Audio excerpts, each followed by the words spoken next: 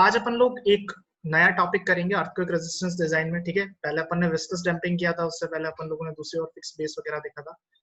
आज एक नया अपन फाउंडेशन डिजाइन कर रहे हैं। एक तरह से फाउंडेशन नहीं है बट फाउंडेशन और सुपरस्ट्रक्चर के बीच का एक पार्ट है। ठीक है, और उसको हम कहते हैं बेस आइसोलेशन। मतलब we are isolating the base. जैसे अभी कोरोना टाइम चल रहा है, अपन को पता है, अपन लोग लोगों को आइसोलेट करते हैं। दैट मींस उनको अपन क्वारंटाइन करते हैं, अलग रखते हैं बिना किसी कांटेक्ट के। तो सेम इज दैट, यहाँ पे हम बेस को क्या करते हैं, पूरी बिल्डिंग से आइसोलेट कर देते हैं। मतलब बेस पूरा अलग होगा और जो सुपर स्ट्रक्चर है वो पूरा अलग होगा।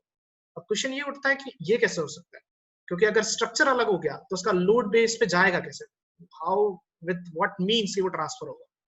तो यहाँ पे एक टेक्निक आती है that is known as lead rubber bearing. ठीक है, एलआरबी हम लोग जिसको बोलते हैं। ये क्या होता है, जैसे आप फोटोग्राफ में भी देख सकते हो, आपके सामने पीपीटी शेयर हो रही है। ठीक है, तो यू कैन सी नीचे की तरफ आपके पास एक पूरा पेडिस्टल है, उसके ऊपर कुछ एक प्लेट है, उसके ऊपर कुछ रबर का गैस्केट टाइप एक मेंबर है, ऊपर एक और प्लेट है, and then the whole structure is there.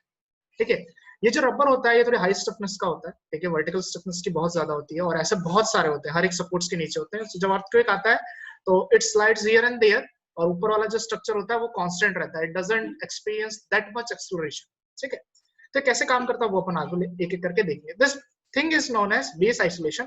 और जो हम लोग ई टैप के अंदर डिजाइन करेंगे या मॉडल करेंगे, तुम कह सकते हो, वो होता है लेड रबर बियरिंग। ठीक है, एलआरबी जिसको।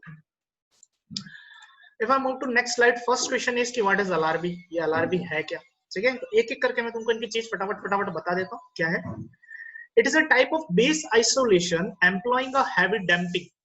देखो डैम्पिंग क्या होता है, डैम्पिंग क्या होता है किसी भी मतलब अगर सिंपल सी एक लाइन में कहूँ तो damping is the reduction in amplitude of a wave. अब आप लोगों ने वेव्स पढ़ी है, जैसे साइन वेव कॉस वेव पढ़ते हो आप। साइन वेव में क्या होता है, ऊपर एक कर्व जाता है, नीचे ऊपर एक क्रेस्ट होता है, नीचे एक ट्रफ होता है, and it moves like this.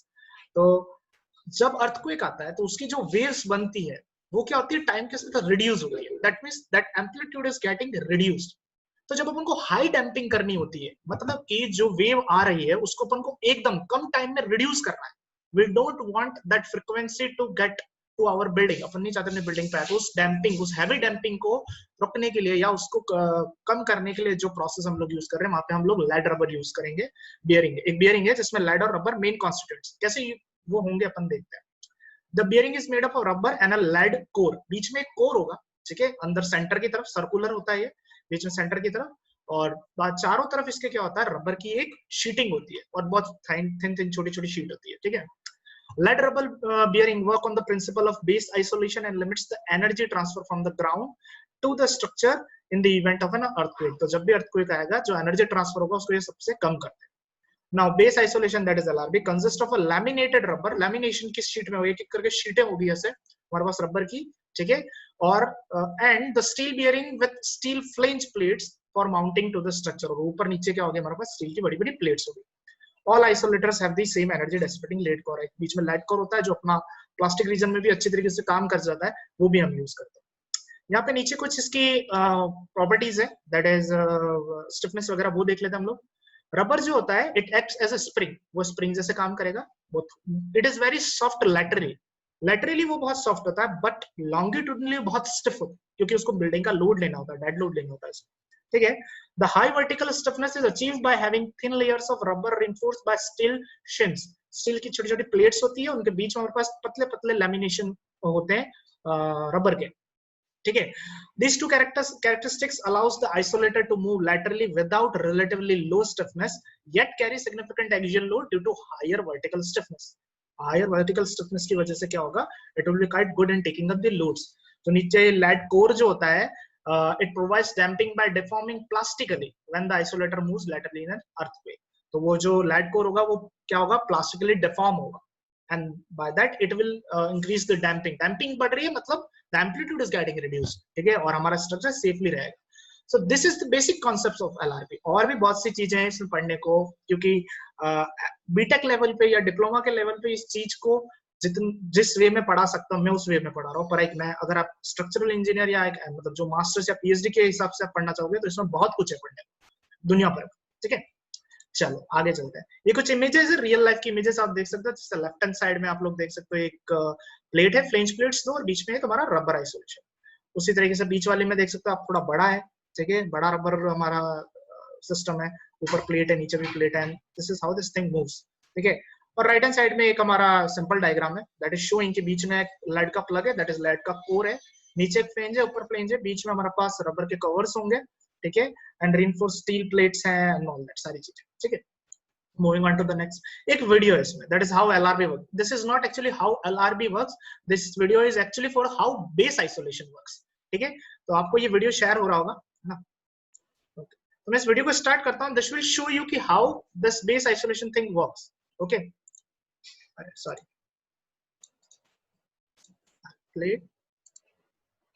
देखो जैसे अभी एक अर्थक्वेक आया है, एक 3D मॉडल है यहाँ पे ये, और जहां पे इन्होंने ये ऑरेंज सर्कल किया है, सॉरी येलो सर्कल किया है, वहां पे हमारी building, it will zoom it out, ये हमारी बिल्डिंग है। और अभी एक सिंपल अर्थक्वेक आता है तब हमारी बिल्डिंग ऐसे मूव करती है, जैसा ये अभी दिखा रहा है। इस बिल्डिंग में ब्रेसिंग सभी लगे हुए हैं, जो कि हमने पिछले लेक्चर्स में देखे थे, but still it is moving, move तो करेगी वो, कुछ भी हो जाए, but it will be in quite greater manner as relation to the base isolation, ठीक है। सॉरी, ओके, तो हमने क्या देख लिया, मैं थोड़ा इसको फॉरवर्ड कर देता हूँ। So our building moves like this, okay? It will move forward and backward on the time of the earthquake. अभी हमने base isolation या LRB नहीं लगा रखा है, that is lead rubber bearing नहीं लगा रखा है, ठीक है ना? And it is moving. Now, ये इन्होंने थोड़ा उसको zoom करके बताया how it will move. All the things in the building will move sideways. जितनी भी चीजें अंदर वो सारी move करेगी, तो बिखर जाएगी, glasses टूटने लगेंगे, ठीक है? There will be a more story drift, you can say. As comparison to our bearing one, ठीक है, कम होगी पर होगी। Now, अब हम लोग क्या कर रहे हैं, हमारे LRB लगा रहे हैं, या यू कैन से हम बेस आइसोलेशन कर रहे हैं, ठीक है। Now, अब अर्थक्वेक आता है तो देखो बिल्डिंग कैसे मूव कर, इट इज जस्ट स्लाइडिंग, दो प्लेट्स एक दूसरे पर स्लाइड कर रही है, हमारी बिल्डिंग कहाँ है, एक सिंगल ही जगह पे, it is just moving here and there.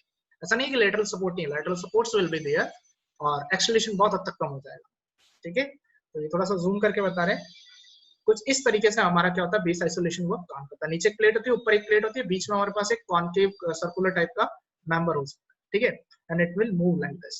Now ये कंपनी का वीडियो है जो बनाती है, ठीक है, एलआरबी, ठीक है। अगर देखो कभी अर्थक्वेक बंद हुआ और आप इस पोजीशन में रह गए, तो it will automatically recentre itself, ऐसा मैकेनिज्म होता है, इट कैन रीसेंटर इटसेल्फ, या अगर आपका कॉलम टिल्ट है तो it will also recentre itself, ठीक है।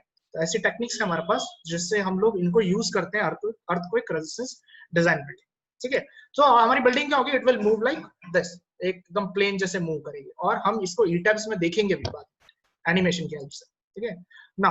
ये दूसरा वीडियो है, इसमें टेस्टिंग हो रही है एक लैब में, ठीक है, एलआरबी की, ये एलआरबी ही सामने आपको दिख रहा है, जो रबर का क्या है, पूरा का पूरा हमारे पास लैमिनेटेड शीट है, अंदर कोर होगा जो हमको दिख नहीं रहा है, ऊपर प्लेट्स है और उसके ऊपर दूसरी बिल्डिंग है, लोड्स वही लगाए हैं एकदम, इस पे वैसे ही लोड्स लगाए जो बिल्डिंग के लोड्स आते हैं, और नीचे हमारे पास प्लेट है। अभी हम इसको देखेंगे यहाँ पे मूवमेंट कैसा होता है जब अर्थक्वेक आता है, तो I'll play it, म्यूट कर देता हूँ इसको। आप देखा कितना इलास्टिकली मूव होता है, देखो बहुत ही इलास्टिकली मूव हो रहा है, ऊपर वाली पोर्शन को कुछ नहीं हो रहा है, it is just still there, और नीचे का जो पोर्शन है हमारा, it is moving here and there, okay. So this is what LRB does, ठीक है ना। एक्सेलरेशन बहुत कम कर देगा, जो इफेक्ट्स हम हमारे बिल्डिंग पे बहुत कम आएंगे, ठीक है। फिर अगर आपको थोड़ा और ज्यादा इंटरेस्ट हो, पढ़ना हो इसके बारे में, ठीक है, तो मैं डिप्लोमा और तुम जो बीटेक वाले हो उनको मैं कहना चाहूंगा कि तुम्हारे लिए थोड़ा सा मुश्किल होगा इस चीज को करना, पर मैं तुमको सिखाऊंगा, अभी मैं करूंगा तो मैं तुमको तुम्हारे हिसाब से सिखाऊंगा, but there is a lot more than this जो मैं करवा रहा हूँ, उसके पीछे बहुत बड़ा और चीजें हैं, ठीक है, क्योंकि मैंने रीड करी है, मुझे पता है, ठीक है। There are bunch of formulas and बहुत सारी अलग अलग चीजें, स्टिफनेस वगैरह, डैम्पनेस वगैरह, सब बहुत सारे और बहुत भयंकर भयंकर फॉर्मूले मिले, टेबल्स है बहुत सारी, ठीक है। तो अगर आपको फिर भी फर्दर रीडिंग करनी है तो अर्थक्वेक इंजीनियरिंग की हैंडबुक है चैन एंड स्कॉथॉन की, ठीक है, इसमें चैप्टर 17 है बेस आइसोलेशन का, इसमें इसकी डिजाइनिंग वगैरह बता रखी है, लगे आज मैं शेयर कर ही देता हूँ, ठीक है ना, एक second. So this is chapter number 17 of that book, ठीक है। इसके अंदर आपका यहाँ पे design of lead rubber bearing, that is 1715 पे है, आप इसको देखना। इस पॉइंट ऑफ टाइम पे अगर आप ज्यादा न्यूमेरिकल्स ना कर पाओ तो कोई बात नहीं, just make yourself aware of the theory कि क्या पीछे चल रहा है इसके, क्योंकि ये सब इंटीग्रेशन वगैरह इतना सब होना है, इसमें फिर जो कांस्टेंट यूज हो रहे हैं, degree of single degree of freedom और 2 डिग्री ऑफ फ्रीडम, वो सब थोड़ा उसमें पीछे पे पेज गायब भी है क्योंकि ये गूगल बुक से, ठीक है ना, आपको खरीदना पड़ेगा। तो I just want to tell you कि there are certain laws that we must have to follow before designing anything. ठीक है ना, हमको कोई भी चीज डिजाइन करनी है, और यहाँ पे क्योंकि हम लोग डिजाइन करने वाले हैं अभी अपना लाइड रबर बियरिंग LRB, तो उसके लिए पूरा डिजाइनिंग का कॉन्सेप्ट है, ठीक है ना, कैसे डिजाइनिंग करते हैं, उसकी स्टिफनेस कितनी होनी चाहिए, उसकी हॉरिजॉन्टल में स्टिफनेस कितनी होनी चाहिए, उसका डैम्पिंग रेशियो कितना होना चाहिए, एवरीथिंग इज फिक्स्ड. अभी मैं आर्बिट्रेरी वैल्यूज लेके आपके सामने डिजाइन करा दूंगा, बट जब भी आप LRB करोगे या तो आपके पास डिजाइनिंग पहले से होगी, आपको सिर्फ ईटैब में एनालिसिस करना होगा, और नहीं तो अगर आप खुद करोगे तो आपको ये सारी चीजें पढ़नी पड़ेगी.